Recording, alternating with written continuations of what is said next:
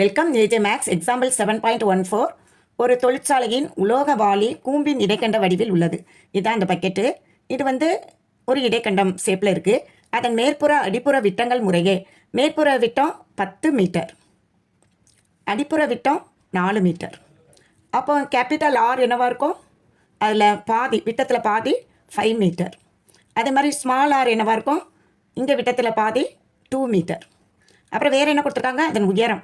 இங்கே ஹைட்டும் கொடுத்துட்டாங்க. ஹைட்டு எவ்வளோ தான்? 4 மீட்டர். 4 மீட்டர் ஹைட்டும் கொடுத்துட்டாங்க. அப்போ ஹச் = 4 மீட்டர். இந்த மூணையும் கொடுத்துட்டு என்ன கேட்டிருக்காங்க அப்படின்னு பாருங்கள். இடைக்கண்டத்தின் வலைப்பரப்பு மற்றும் மொத்த புறப்பரப்பு ரெண்டையுமே கண்டுபிடிக்க சொல்லியிருக்காங்க.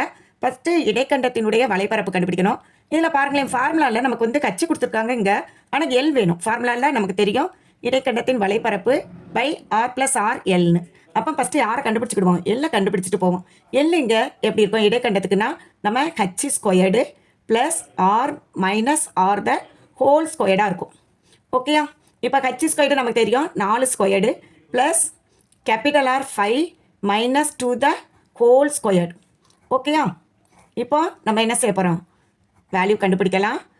4² என்னது? 16 ப்ளஸ் 3². ஓகேயா? இங்கே 5 - 2னா 3 வரும். 3². இங்கே விரிங்க. √16 + 9 என்ன கிடைக்கும்?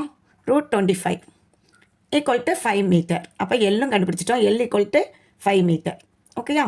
எல்லாம் தெரியும். இனிமேல் யார்? இடைக்கண்டத்தினுடைய ஃபஸ்ட்டு நம்ம கண்டுபிடிக்க வேண்டியது இடைக்கண்டத்தின் வலைப்பரப்பு. வலைப்பரப்புக்கு ஃபார்முலா என்ன? Pi R R + small r × L சதுர அலகு. ஓகேயா? கேபிட்டல் ஃபஸ்ட்டு அப்ளை பண்ணுவான். 22/7. கேபிட்டல் ஆர் எவ்வளவு? 5 மீட்டர். ஸ்மால் ஆர் எவ்வளவு? 2 மீட்டர். அப்புறம் எல் இப்போ கண்டுபிடிச்சி வச்சுட்டோம் 5 மீட்டர் × 5. ஓகேயா? இப்போ சிம்பிளிஃபை பண்ணுவோம். 22/7 × 5 + 2 7 × 5. 7க்கு 7க்கு கேன்சல் ஆயிரும். இவங்க ரெண்டு வரையும் மல்டிப்ளை பண்ணி எழுதுவோமா? 2 பைசா 10க்கு 0 பேலன்ஸ் 1 இருக்கும். 2 பைசா 10 1 11 என்ன வரும்? Metre squared. இப்போ நம்ம அடுத்து யாரை கண்டுபிடிக்கணும்? செகண்டும் கேட்டுக்காங்க. வலைப்பரப்பு கண்டுபிடிச்சிட்டோம். அடுத்து மொத்த புறப்பரப்பு கண்டுபிடிக்கணும். இடைக்கண்டத்தினுடைய மொத்த புறப்பரப்பு. மொத்த புறப்பரப்புக்கு ஃபார்முலா என்ன? இந்த வலைப்பரப்பு இங்கே பாருங்கள். மொத்த புறப்பரப்புங்கும் போது இந்த வலைப்பரப்பு ப்ளஸ் மேலே உள்ள வட்டத்தின் பரப்பு, கீழே உள்ள வட்டத்தின் பரப்பு. அப்போ எப்படி வரும்? Pi R + r × L. வலைப்பரப்பு அப்படியே வந்துடும். அது கூட என்ன செய்யும்? Pi R² plus pi small r². இந்த ஃபார்முலா பெருசாக இருந்தாலும் ஈஸியாக நான் வச்சுக்கலாம். சதுர அலகு. நான் இந்த பார்ட்டு கண்டுபிடிச்சிருக்கிறனால நான் அதை அப்படியே வச்சுக்க போகிறேன். என்னது? 110 மீட்டர்². அதை அப்படியே வச்சுக்கிடுவோம். ப்ளஸ் இங்கே பையை வெளியே எடுத்துடலாம்ல. எடுத்துகிட்டா யார் இருப்பா? R² ப்ளஸ் ஸ்மால் r² தான் இருப்பாங்க. அப்போ 110 ப்ளஸ் 22/7 பையனுடைய value. r² எவ்வளோப்பா? 5² plus small r² 2². விரிச்சிருப்போமா? என்ன வரும்? 110 அப்படியே இருக்கட்டும். கடைசி ஆட் பண்ணிக்கிடுவோம். 22/7. இங்கே π²ங்கிறது 25 ப்ளஸ் 2²ங்கிறது 4.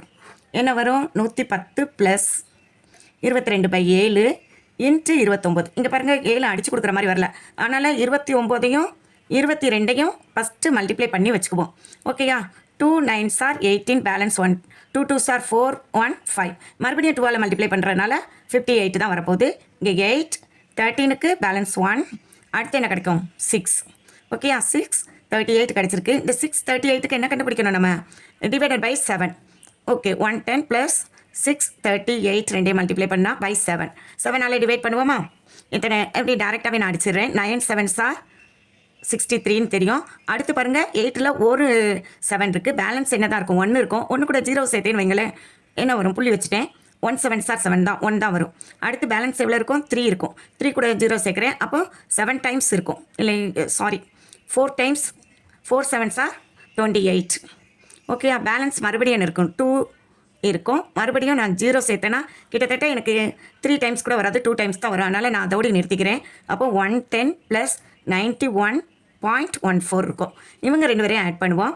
இந்த 0.14 தனியாக அப்படியே இருந்துக்கட்டும். இங்கே 91யும் இங்கே 110யும் ஆட் பண்ணலாம். அப்போ 1 அடுத்து 10க்கு 0 பேலன்ஸ் 1 2 201.14 தான் இதனுடைய ஆன்சர். இடைக்கண்டத்தின் மொத்த புறப்பரப்பு.